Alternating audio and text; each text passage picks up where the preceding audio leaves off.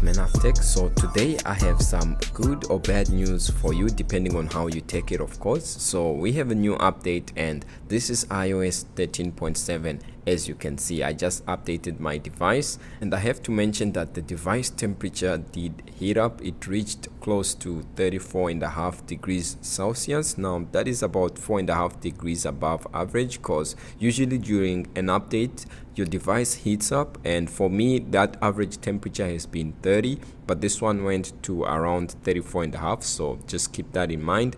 Now if we go to see what are the software changes that came with this update, by going to settings and then go to general and then go to the about section, you can see the new software version that we have here as 17H33. Now this is actually a build number that depicts something that is more like a GM or Golden Master version and is not a beta. So I don't know if someone perhaps at Apple didn't get the memo and published this as beta 1 instead of the GM. So by looking at the build number, it's almost as if this iOS 13.7 is a GM build. But either way, on the Apple release site it's actually listed as a beta, so we'll take it as such. And if you go down a little bit, you can see the modem firmware that we have here.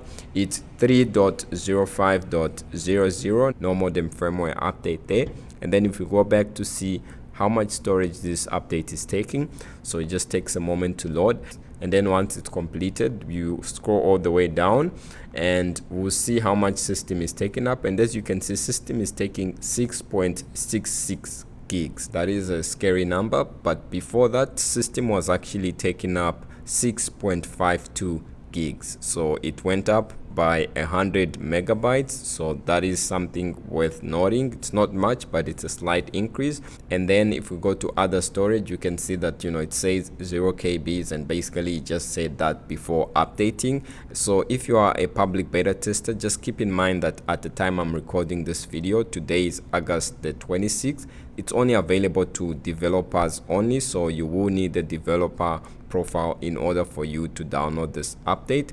But then if you are on a public beta or you have the public beta profile, then expect this the next day, or perhaps if it's delayed, the next week. Now when it comes to new features, there isn't much that came with this update, and basically one of the new feature and perhaps the major feature that came with this update has to do with exposure notification. So with this update you can enable exposure notification without the need of an application. So as you can see, for me, I have this exposure notification working, and the reason is because I actually have an app. So in Canada we have this application, it's called COVID Alert, and if I'm to delete this app, so let's just delete the app. So I got a notification that the exposure logging is no longer on because the app has been deleted. But with this update we should be able to turn on exposure notification. If we go back into the settings and then go to where it says exposure notification, you can see that we have the option to turn exposure notification on. So if we click that,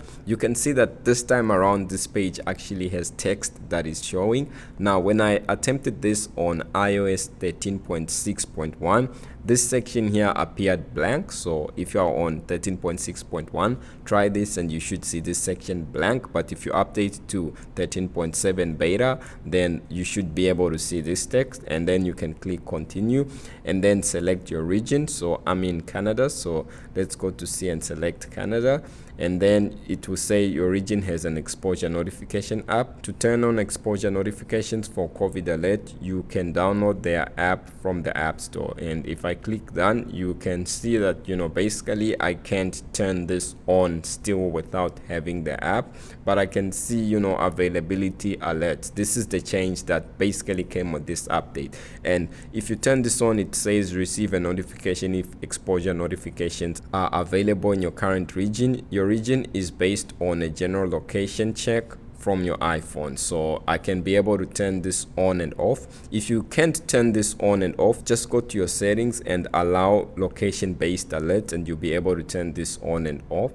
Okay, so there's actually something wrong with this update or this application that I'm using. I did try both ways by deleting the app and trying to turn on exposure logging or exposure notification like Apple said you could without the app, and that didn't work. And also as you can see, I have the app, and within the app I actually can turn it on like I did before. So the moment I click here, it brings me here, and this section here is actually blank. It's supposed to have something that I'm supposed to allow access to.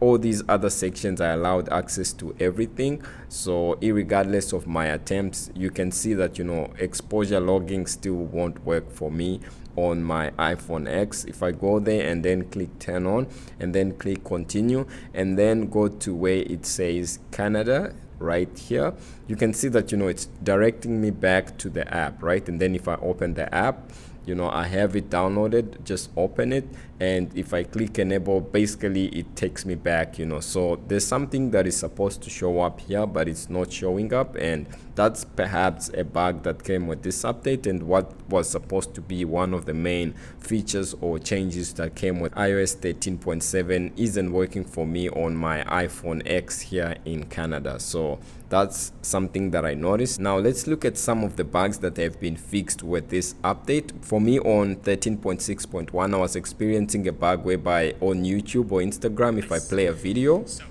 like this, so the video would play, the volume would be good, but however the screen is blacked out, as you can see, right? So that is a bug that I was experiencing on 13.6.1, and I managed to test this out, and so far it seems like it's fixed.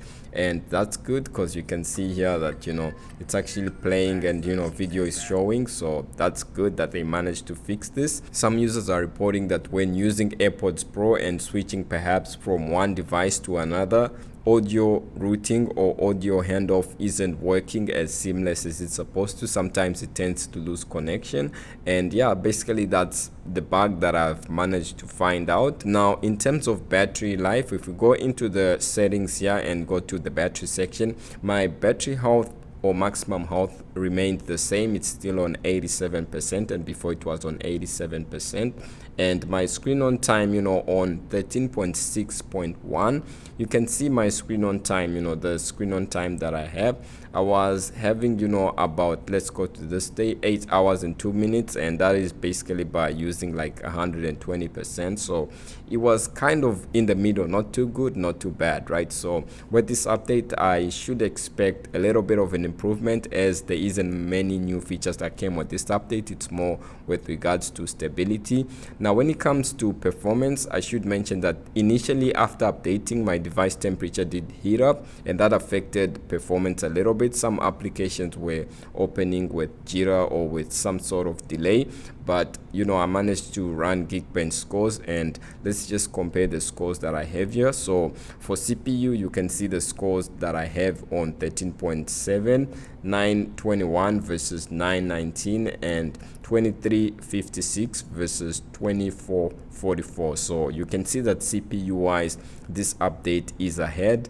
And when it comes to compute or graphics performance, you can see that on iOS 13.7 we have 4154 versus 4217. So it's almost the same and slightly lower when it comes to compute or graphics performance. So not too much, but it's more or less the same when it comes to performance. So when it comes to iOS 14, the official release, we can expect it, perhaps mid September if we are lucky, and the Apple event that is supposed to take place on the 18th of September takes place, and then we can see iOS 14, the official release, on the 17th. But if not, and it's delayed, then we can expect it either late September or early October. So basically that's about it for me, guys, when it comes to iOS 13.7. As you can see, my exposure logging isn't working with or without the app, so that is a big bug for me, and I can't really enjoy the new feature that came with this update. So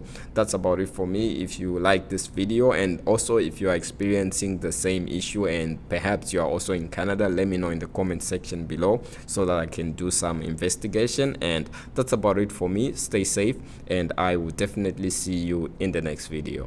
Peace.